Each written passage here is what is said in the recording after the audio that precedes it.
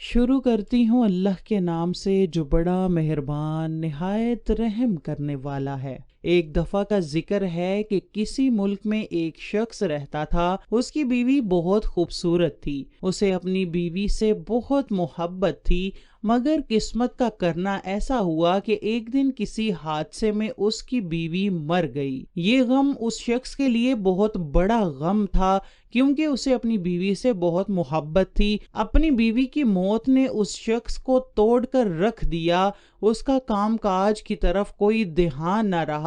वो हर वक्त अपनी बीवी की कब्र पर बैठा रहता और रोता रहता। इस तरह बहुत अरसा गुजर गया। उसके रिश्तेदारों ने उसे बहुत समझाया कि जो होना था वो तो हो गया, अब अपनी जिंदगी की तरफ ध्यान दो, मगर वो शख्स अपनी बीवी की यादों को भुला ही नहीं पा रहा था। एक दिन उसकी कब्र पर एक नेक बुजुर्ग का गुजर हुआ।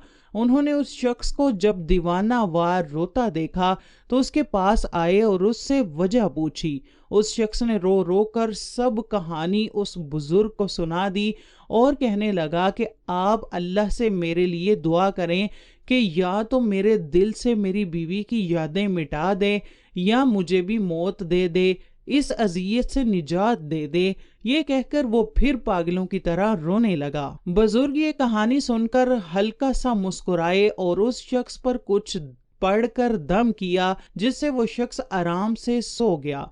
फिर उन बुजुर्ग ने उस शख्स के लिए दुआ की और वहां से चले गए। उसी रात उस शख्स ने सोते हुए ख्वाब देखा कि वो ही बुजुर्ग उससे पूछ रहे हैं कि तुम क्यों रो रहे हो।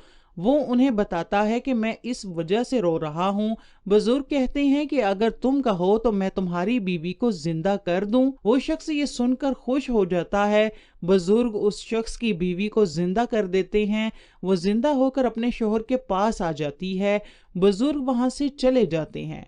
शोहर अपनी बीवी से कहता है कि मैं तुम्हारी यादों में न जाने कब से रोता रहा हूँ और न जाने कितनी रातों से मैं सोया नहीं। मैं अब बहुत थकन महसूस कर रहा हूँ, क्योंकि अब तुम मुझे दोबारा मिल गई हो। अगर तुम इजाजत दो तो मैं थोड़ी देर आराम कर लूं, फिर हम घर चलेंगे। बीवी उसे कहती है कि तुम जरूर आराम कर लो। वो शख्स वहां ही आराम से सो जाता है। थोड़ी देर बाद जब उसकी आंख खुलती है तो वो देखता है कि उसकी बीवी किसी और आदमी के साथ हाथ में हाथ डाले बातें कर रही है। वो घबरा कर उठ जाता है और अपनी बीवी से गुस्से में कहता है कि तुम ये क्या कर रही हो। बीवी कहती है कि तुम मेरी यादों में इतने पागल हो गए, अब तो तुम्हारे पास ना खाने को कुछ है और ना रहने को घर है, और जरा तुम अपनी हालत तो देखो, तुम्हारे पास तो पहनने को कपड़े तक नहीं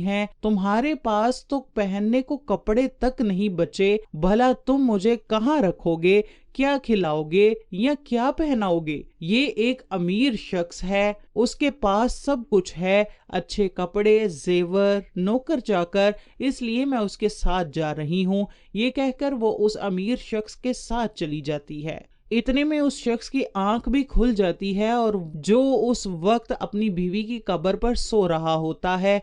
जब वो सोकर उठता है तो देखता है कि उसके कपड़े तो फटे हुए हैं, उसे अपने खाने पीने की भी होश नहीं है। तो लोग उसे जो रूखा सूखा दे जाते हैं वो खा लेता है, और उसका घर उसका क्या बना उसे मालूम नहीं, क्योंकि उसने तो किसी भी बात की तरफ ध्यान ही नहीं दिया। इस हालत में उसकी बीवी उसे कभी देख नहीं सकती थी। वो सोचता है कि मेरी बीवी मुझे मेरी इस हालत की वजह से छोड़ गई है, क्योंकि वो इस हालत में मेरे साथ नहीं रह सकती, मगर मेरी ये हालत भी तो उसकी मोहब्बत में हुई है, उसने ऐसा क्यों नहीं सोचा।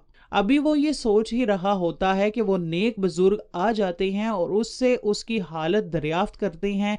वो कहता है कि मैंने इस तरह ख्वाब देखा है और ख्वाब में मेरी बीवी मेरी हालत की वजह से मुझे छोड़ गई।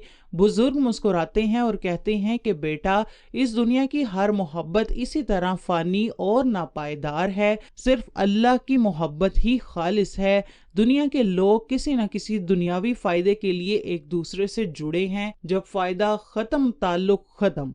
सिर्फ अल्लाह से लो लगाओ, उसी से अपनी मोहब्बत खालिस रखो। सिर्फ अल्लाह ही है جو کسی بھی حالت میں اپنے بندے کو قبول کر لیتا ہے اور کسی میں اتنی ہمت نہیں، یہ کہہ کر وہ بزرگ چلے جاتے ہیں، وہ شخص کافی دیر تک ان بزرگ کی بات کے بارے میں سوچتا رہتا ہے، پھر خود بخود اس کے قدم مسجد کی طرف بڑھ جاتے ہیں۔ وہ نہا دھو کر صاف کپڑے پہنتا ہے اور نماز کے لیے کھڑا ہو جاتا ہے۔ اس طرح اس کی محبت اسے اپنے رب سے ملا دیتی ہے۔